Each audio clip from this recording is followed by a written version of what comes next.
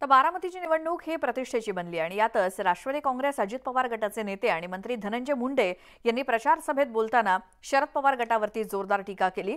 शरद पवार यांनी 1978 साली महाराष्ट्रात पुरोगामी लोकशाही दल अर्थात पुलोद सरकार स्थापन केलं होतं, त्याला संस्कार म्हणायचे आणि आता अजितदादांनी वेगळं जाऊन जे केलं त्याला गद्दारी म्हटलं जातं असं म्हणत त्यांनी शरद पवारांवरती शरसंधान साधलं। पण शरद पवार यांनीच 2017 मध्ये शिवसेनेला एकटं पाडण्यासाठी दिल्लीत कोणाच्या घरी आणि कधी बैठक घेतली होती याचा सगळा तपशील माझ्याकडे पुराव्यासहित उपलब्ध असल्याचं वक्तव्य आमदार धनंजय मुंडेंनी केलं।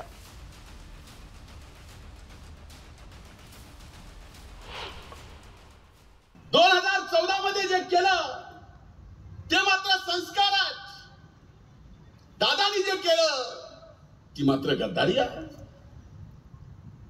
2017ला गणेश चतुर्थीच्या दिवशी तारखेसहित उद्या व्हिडिओ फुटेज म्हणला त्याच्या सहित कुठं कशी बैठक झाली त्याच्या सहित मी देऊ शकतो। मी दिल्लीला कोणाच्या घरी शिवसेनेला बाजूला कसं काढायचं याच्या सहित ते काय होतं संस्कार। आम्ही काय केलं गद्दार। एवढा हतबल झालेला तुमचे माजी नेते माननीय उद्धवरावजी ठाकरे साहेब एवढे हतबल झालेले कधी बघितलं? स्पष्टपणे सांगतायत शिवसेनेला आम्ही भाजपपासून बाजूला केलं ही आमची चाल होती आणि उद्धव साहेब हसतायत।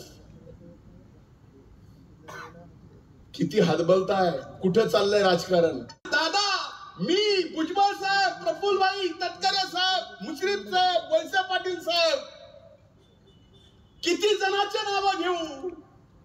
अरे एवढेच नाही तर एक वेळ अशी आहे की राष्ट्रवादी काँग्रेस पक्षाच्या त्या काळातल्या 53 आमदाराच्या सह्यासहित भारतीय जनता पार्टीला समर्थन दिलेला कागद तुम्हाला दादा कधी दाखवतील का नाही माहित नाही, पण कधीतरी जीवनात मी एकदा दाखवणार आहे कुणाचे काय संस्कार आहेत आणि कुणाची काय गद्दारी आहे।